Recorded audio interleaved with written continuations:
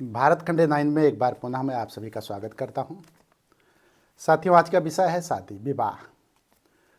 ये टाइटल जो मैं दे रहा हूं, पिछली बार इसी टाइटल से एक वीडियो मैंने बनाई थी, उसी का भाग 2 है ये। जब कहीं से रिश्ता ना आए और उम्र भी बढ़ती जाए तो कौन सा ऐसा उपाय है जो माँ करे तो शादी 3 दिन के अंदर तय हो जाए, विवाह बंधन में बंधने के लिए प्रस्ताव आ जाए। इस पर मैं बनाने जा रहा हूँ। ये उपाय बहुत अच्छा है और हमें लगता है कि ज़्यादातर लोग जो विवाह बंधन में नहीं बन पा रहे हैं वो परेशान हैं, माँ परेशान है, पिता परेशान है, गार्जियन परेशान हैं।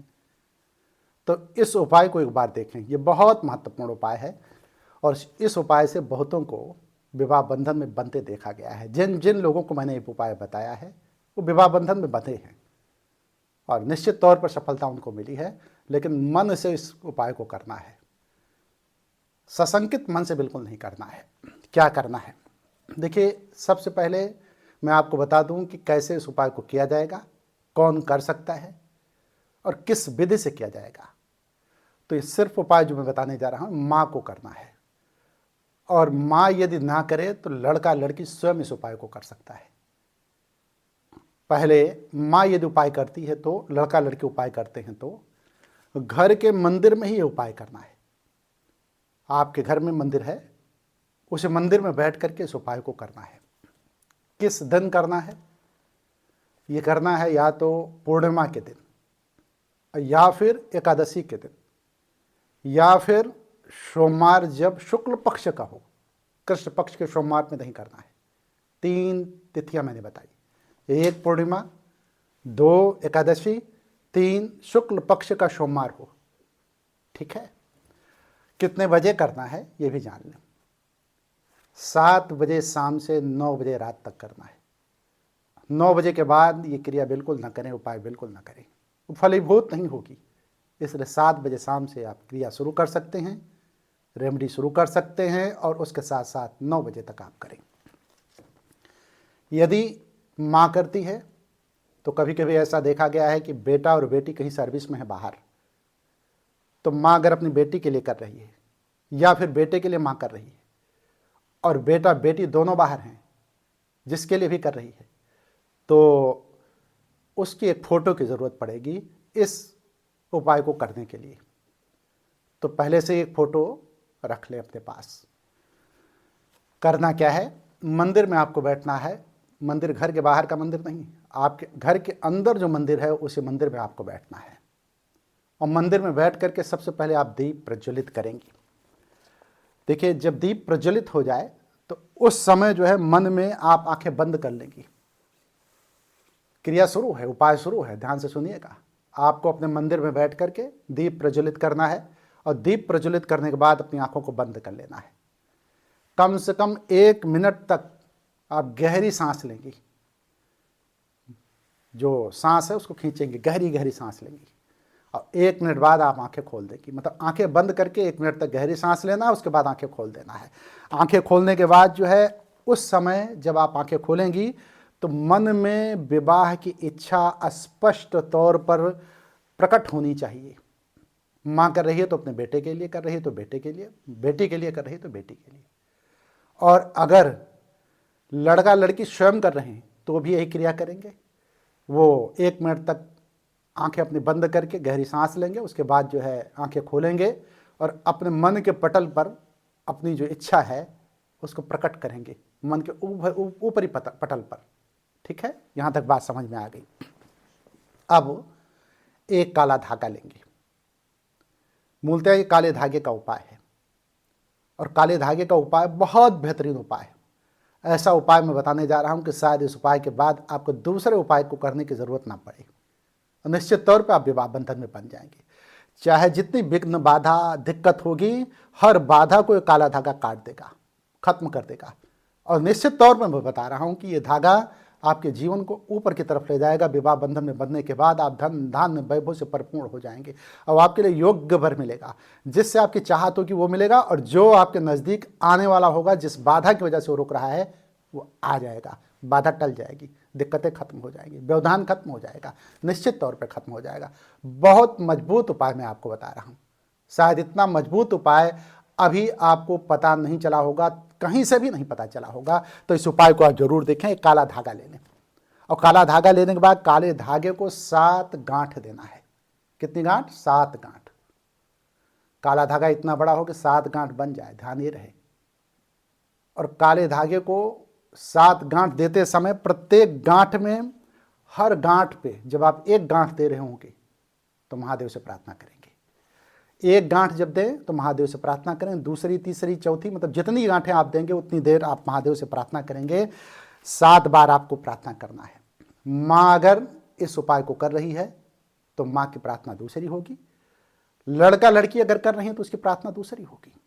माँ अगर कर रही है तो कहेगी कि मेरे बेटे, हे महादेव, मेरे बेटे या बेटी, चाहे बेटे के लिए कर रही हो चाहे बेटी के लिए कर रही हो, वो माँ कहेगी कि हे महादेव, मेरे बेटे या बेटी का विवाह शीघ्र हो। बस बहुत छोटी सी बात है, इसके आगे और जो भी बाधा है, मतलब सभी बाधाएं खत्म हो।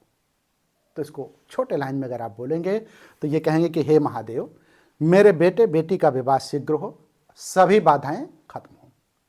इतना 7 गांठ देते समय 7 बार बोलना है। और जब ये आप बोल रहे हो तो मन के आंतरिक पटल से बोलेंगे। मन आपका ठहर जाए, मन आपका स्थिर हो जाए। कहने का मतलब ये हुआ कि अंदर से आपकी आवाज़ आनी चाहिए कि महादेव से जब प्रार्थना करें तो तल्लीन होकर कर करें। महादेव हर बात को सुनते हैं, ब्रह्मांड हर बात को सुनता है, यूनिवर्स हर बात को सुनता है। जो ये प्रार्थना होगी ना, वो काले धागे से तारतम्य बना करके यूनिवर्स में व्याप्त हो जाएगी और वही चीज़ रिफ्लेक्ट हो जाएगी, आपको वापस मिल जाएगी। क्रिया बहुत मजबूत है, इतनी मजबूत है कि जिन जिन लोगों ने क्रिया किया है उन लोगों का विवाह बंधन चाहे जिस उम्र में क्यों ना हो, यहाँ तक कि 45-50 साल के लोगों का भी विवाह बंधन बंधा है। 30 साल के ऊपर जितने लोग हैं वो करें, और 25-26 में भी जिनको लग रहा है कि मेरी बाधा बन रही है, जिससे उनका लगाव है, वो उनके नज़दीक नहीं आ पा रहा है, तो वो भी करें। कहने का अर्थ ये है कि 30 साल के बाद वाले, तो मैं कहता हूँ कि आज से निराशा छोड़ दें। आप 35 साल की हैं, 40 साल की हैं, 45 साल की हैं, 50 साल की हैं या हैं, तो आज से आप निराशा छोड़ दें, आशा कर लें, उम्मीद कर लें कि महादेव ने आपको उपाय बताया है। और इस उपाय को करने के बाद निश्चित मैं विवाह बंधन में बंधने जा रही हूँ या बंध रहा हूँ, ये मन में बना ले। और मन में जब ये बनाएंगे ना, तो जब माँ कर रही हो तो मैंने बताया ये बोले, अगर बेटी कर रही है तो वो कहे, लड़का लड़की कर रहे हैं तो बोले कि हे महादेव, मेरा विवाह शीघ्र हो और सभी बाधाएं खत्म हों। फिर से दोबारा रिपीट में कर दे रहा हूँ। पहली गांठ में, दूसरी गांठ में, तीसरी गांठ में, 7 गांठ देते हुए 7 बार बोलना है कि हे महादेव, मेरा विवाह शीघ्र हो और सभी बाधाएं खत्म हो, ये बोलना है। आगे देखिए, अब धागे को ही रख दें आप। धागे को जब रखेंगी तो आंख बंद कर लें, फिर से दोबारा, और 1 मिनट तक जिस तरीके से पहले आपने गहरी सांस लिया है उसी तरीके से 1 मिनट तक आंखें बंद करके गहरी सांस लें। और उसके बाद मन में विवाह की इच्छा फिर से स्पष्ट करें, जैसे पहली बार आपने किया था उसी तरीके से मन में विवाह की इच्छा को स्पष्ट करें, उभर आए एकदम, मतलब उसको विजुलाइज करें, और वो इस कदर उभरा हुआ हो कि आपको लगे कि विवाह बंधन में बंध रही हूँ या बंध रहा हूँ, या मेरी माँ कर रही है तो मेरी बेटी या मेरा बेटा विवाह बंधन में बंधने जा रहा है, बंध रहा है, ऐसा विजुलाइज करें। माँ भी, कहने मतलब लड़का लड़की करे तब भी विजुलाइज करे, और माँ अगर कर रही है तो भी वो विजुलाइज करे अपने माँ के बच्चे के लिए, लड़का लड़की के लिए। अब आंखें खोल दें, 1 मिनट तक गहरी सांस लें। गहरी सांस लेने के बाद जो है विवाह की इच्छा स्पष्ट करें, और उसके बाद जो है आप आंखें अपनी खोल दें। और आंखें खोलने के बाद ध्यानस्थ अवस्था में, मतलब मन को एकाग्र करके, चित्त की चंचलता को रोक करके, कंसंट्रेट होकर के जिसको कहा जाता है, आप 21 बार एक मंत्र में बोल रहा हूं, उस मंत्र को 21 बार बोलेंगी। बोलेंगे या बोलेंगी? क्या बोलेंगी? ओम श्री वरप्रदाय नमः, ओम श्री वरप्रदाय नमः। इसी मंत्र को 21 बार आपको बोलना है, मन की गहराई से बोलना है। जप के बाद, जब आपका मंत्र जब 21 बार पूरा हो जाए, तो जप के बाद, मतलब इस मंत्र को बोलने के बाद आप अपना हाथ जोड़ लेंगे या लेंगी। माँ कर रही है तो अपने बच्चे के निमित्त जो है वो अपना महादेव से हाथ जोड़ करके कहेंगे कि हे महादेव, मेरे बेटी या बेटे का विवाह शीघ्र हो, सभी बाधाएं खत्म हो। जो ऊपर मैंने बोला था वही फिर से बोलेंगी। और लड़का और लड़की अगर कर रही हैं तो वो कहेगी कि हे महादेव मेरा विवाह शीघ्र हो और सभी बाधाएं खत्म हो, मेरा विवाह शीघ्र हो और सभी बाधाएं खत्म हो। जो ऊपर बोला गया है वही इस मंत्र को बोलने के बाद, जब मंत्र आप बोलेंगे कि ओम श्री वरप्रदाय नमः, उसके बाद फिर से उसी चीज को दोहराएंगे। भगवान भोलेनाथ से प्रार्थना करेंगे, महादेव से प्रार्थना करेंगी, देवादिदेव महादेव से आप प्रार्थना करेंगी या करेंगी। माँ करेगी तो माँ अपने बेटे बेटी के लिए करेगी निश्चित तौर पे। अब क्या है, दीपक को पूरी तरह से जलने दें, दीपक को बुझाए ना, अपने आप जब तक दीपक जलता है तब तक जलने दें। उसके बाद 2 दीपक और जलाएं। एक दीपक घर के मेन गेट पर ले जाकर के आप रख दें, और जब मेन गेट पे ले जा रहे हों तो जो भाव आपके मन में था मंदिर में बैठ करके, वही भाव के साथ आप दीपक रखेंगी।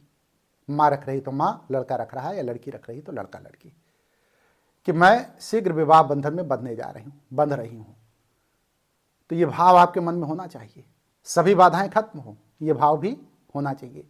एक दीपक आप मेन गेट पर रखेंगे अपने घर के, जहाँ भी मेन गेट होगा। दूसरा जो है आप ब्रह्म स्थान पर रखेंगी। वो कौन सा स्थान है? जितना बड़ा घर होता है ना, उसका जो मध्य स्थान होता है वो ब्रह्म स्थल होता है, वो ब्रह्म स्थान होता है। तो आप अपने घर में एक अंदाज लगा लेंगे कि वो ब्रह्म स्थान कहाँ है। घर के मध्य में आयताकार है या वर्गाकार है, हर घर का एक मध्य स्थान होगा। उसी मध्य स्थान पे आप जो है उस दीपक को रख देंगे, और दीपक को रखते समय भी वही आप बोलेंगे। उस समय आप बोलेंगे कि हे महादेव मेरा विवाह शीघ्र हो और सभी बाधाएं खत्म हो। ये लड़का लड़की बोलेंगी। माँ बोलेगा कि हे महादेव मेरे बेटे बेटी का विवाह शीघ्र हो और सभी बाधाएं खत्म हो। यही बोलना है। अब सबसे बड़ा महत्वपूर्ण यह है कि उस धागे को करना क्या है। आपकी क्रिया पूरी हो जाने के बाद धागे का क्या करेंगे? तो उस धागे को माँ अपनी तकिए के नीचे रख ले। अगर माँ कर रही है तो माँ अपने तकिए के नीचे रख ले, उसको अच्छे से तकिए के नीचे रख ले। और लड़का लड़की अगर इस उपाय को कर रहा है या रही है तो वो भी अपने तकिए के नीचे रख ले। अब सारी क्रिया के बाद ये तब तक जब तक कि रिश्ता तय ना हो जाए। जब रिश्ता तय हो जाएगा तो इस धागे को बहते हुए पानी में प्रवाहित कर देना है। लेकिन कब? जब आपका विवाह संबंध जो प्रस्ताव आए उस पर तय हो जाए तो इस काले धागे को आपको बहते हुए पानी में प्रवाहित करना है। ध्यान ये रहे कि उसी जगह प्रवाहित करना जहां शुद्ध जल हो, क्योंकि आपकी तमाम बाधाओं को लेकर के वो धागा यूनिवर्स में मतलब बह जाएगा, चला जाएगा। तो जहां प्रवाहित करेंगे आपकी सारी विघ्न बाधा जितनी भी दिक्कत है, जिस भी ग्रह के दोष हैं, वो सब चीज लेकर के चला जाएगा। इसलिए आप उसको प्रवाहित करते समय उसको धन्यवाद भी देंगे धागे को। धागा आपके जीवन की खुशहाली दे करके जितने दुखों को है वो अपने में समेट करके चला जाएगा। जितनी बाधा है, जितनी विघ्न है, सब कुछ लेकर के चला जाएगा। इसलिए धागे को प्रवाहित करते समय आप धागे को धन्यवाद देना मत भूलिएगा। लेकिन अब इस समय मैं कहूँगा कि इस सारी क्रिया के बाद जब ये सारी क्रिया पूरी हो जाए तो 3 बार आप हर हर महादेव का उद्घोष जरूर करें। कितनी बार? 3 बार आप हर हर महादेव का उद्घोष जरूर करें। और इसी के साथ आपकी क्रिया पूरी हो गई है। क्रिया के पूरे होने के साथ साथ हर हर महादेव का उद्घोष करने के साथ साथ मैं आपसे कहूँगा कि कमेंट बॉक्स में, कमेंट सेक्शन में जाकर के आप ये जरूर लिख दें कि हे महादेव मेरा विवाह शीघ्र हो और सभी बाधाएं खत्म हो। लड़का लड़की लिखें, माँ लिखे कि हे महादेव मेरे बेटे बेटी का विवाह शीघ्र हो और सभी बाधाएं खत्म हो। कमेंट बॉक्स में आप इतना लिखें। इस उपाय को करने के बाद निश्चित तौर पे आप विवाह बंधन में बंधने जा रहे हैं। दुनिया की कोई ताकत ऐसी नहीं जो विवाह बंधन से आपको रोक सके। वीडियो को मैं समाप्त करने की अनुमति चाहूँगा आपसे, और इस वीडियो को समाप्त करते हुए इतना कहूँगा कि निरंजनो निराकार एको देवो महेश्वरा। देवों के देव महादेव, देवाधिदेव महादेव आपका कल्याण करेंगे। इसी के साथ मैं वीडियो को खत्म करता हूँ। ओम तत्सत।